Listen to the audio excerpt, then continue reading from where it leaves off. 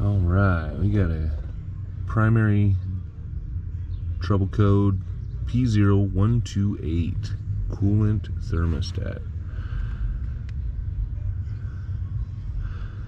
Fix coolant thermostat, pending DTCs, coolant thermostat.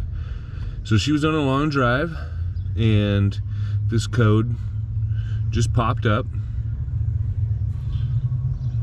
The car didn't overheat. How much mileage? Okay, and it comes back and says most likely fix is to replace thermostat and housing assembly.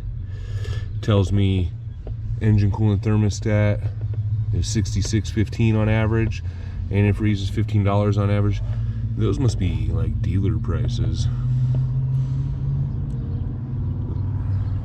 for the coolant, anyways. Replace engine coolant temperature sensor. Oh, see?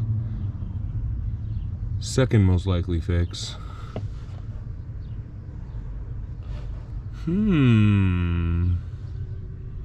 ECT sensor below thermostat regulating temperature.